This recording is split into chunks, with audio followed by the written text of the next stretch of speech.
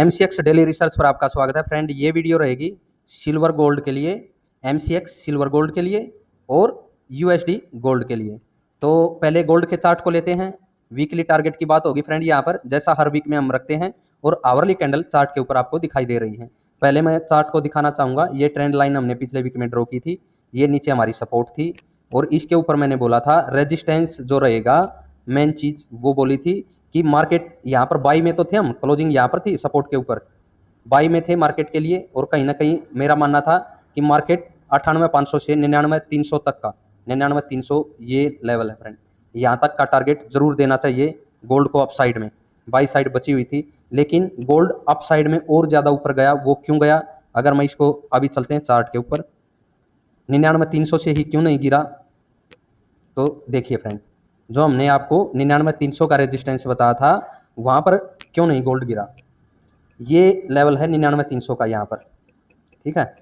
इसके ऊपर hourly closing मिली, ठीक है। उसके ऊपर भी एक कैंडल हमें ग्रीन बनती हुई दिखाई दी है फ्रेंड, 99,300 के ऊपर। ये सिग्नल यहीं पर सीधा मार्केट अगर यहाँ पर रेड कैंडल बनाती ना, तो सीधा टारगेट वापिस से 97,000 की तरफ। लेकिन यहाँ पर क्लोजिंग भी मिली, उसके ऊपर भी ग्रीन कैंडल की क्लोजिंग मिली, तो ये लेवल ने काम नहीं किया और मार्केट अप साइड में गई। फिर वहाँ से क्यों गिरी? तो उसके भी ऊपर मैंने आपको दे रखा था ये लेवल। यहाँ पर जैसे ही हमारा टारगेट पूरा हुआ था बाई साइड का 1,01,100 के करीब, कि भैया यहाँ तक गोल्ड आई लगा सकता, वो हमारा पिछला आई था, उसके करीब तक मार्केट ने जाने का प्रयास किया है, लेकिन इसे ब्रेक नहीं किया और 99,300 के नीचे क्लोजिंग दे गई। यहाँ पर जैसे ही वापस से क्लोजिंग मिली, ये सपोर्ट अगर काम करती तो एक आई और लगता, अदरवाइज इसके नीचे सेल साइड में रहना था और दोबारा मार्केट को गिरना कहाँ तक था? इस ट्रेंड लाइन की तरफ, ठीक है, जो हमने ये ड्रॉ कर रखी थी। लगभग मार्केट उस ट्रेंड लाइन की तरफ गिर चुकी है। जैसा अनुमान था कि अप साइड से गोल्ड एक बार नीचे गिर सकता है, 99,300 के लेवल से भले ही ना गिरा हो, अप साइड में क्लोजिंग दे करके पिछले हाई के करीब तक जाने का प्रयास किया है इसने, लेकिन यहाँ पर फिर से सस्टेन नहीं हो पाया और ट्रेंड लाइन की तरफ गिर गया। अभी अगले वीक की क्या रणनीति है? अगले वीक के लिए देखिए फ्रेंड, नीचे अगर प्राइस आए तो खरीदारी के बारे में सोचना चाहिए, अप साइड में जाए तो बेचने के बारे में। यही मार्केट है, वो लेवल थोड़ा सा आपको नॉलेज होना चाहिए उनकी। तो देखिए अभी मार्केट हायर आई यहाँ से लगाती हुई चली है, ठीक है। और अगर इस ट्रेंड लाइन के नीचे इस तरह से रीटेस्ट हो गिरे ना, तो ही सेल साइड के बारे में सोचेंगे।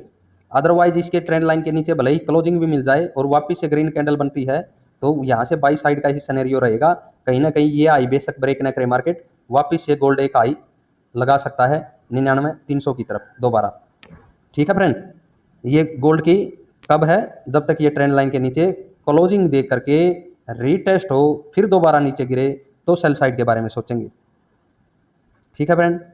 उसके बाद 96,500 इसके भी नीचे निकले तो 95,000 तक भी हमें गोल्ड नीचे गिरता हुआ नजर आ सकता है सेल साइड के सिनेरियो में।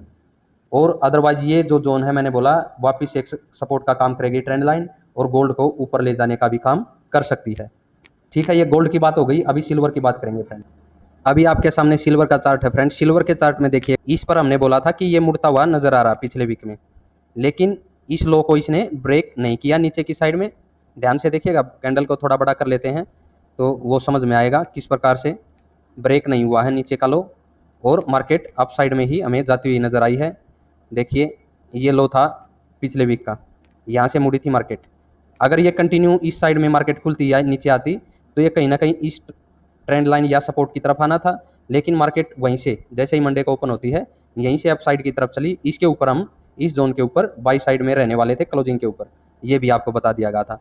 कहीं ना कहीं इस हाई की तरफ का टारगेट था, इसके ऊपर सस्टेन होने पर 1,20,000 की तरफ हमें बढ़ना था।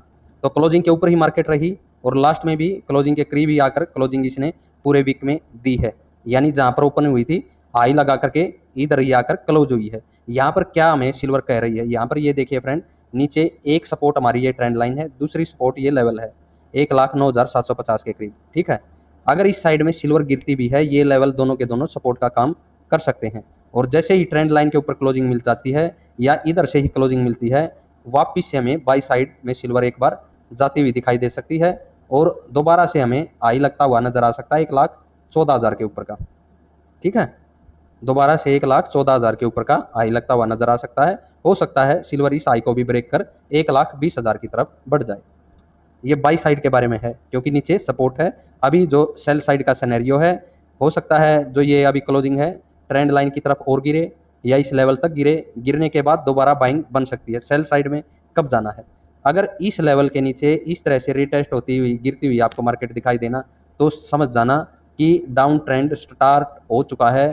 फिर हमें 1,13,000 एक रेजिस्टेंस का काम करता हुआ नजर आएगा इस जोन में, और वो मार्केट को नीचे ले जाने का काम करेगा।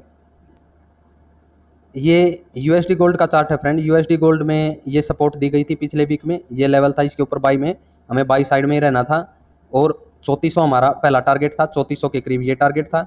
उसके ऊपर भी हमें 3440 के करीब तक मार्केट जाती हुई दिखाई दी है। 30-40 की जो ये रेंज है, यहाँ तक यूएसडी गोल्ड जाता हुआ दिखाई दिया है। गिरावट तो हुई है, जिस लेवल तक हमने अनुमान लगाया था कि वापस इस साइड में आना चाहिए, और चूंकि ये देखिए अभी इसके नीचे क्यों निकली है, एक लो ये था, सेकंड ये, इसके बाद ट्रेंड लाइन ड्रॉ होती है, और उसके बाद एक सपोर्ट मार्केट ले चुकी थी गोल्ड के अंदर, ठीक है, ये सपोर्ट मिली थी, उसके बाद ये आई भी हमें देखने को मिला, जैसा हमारा पिछला प्रेडिक्शन था।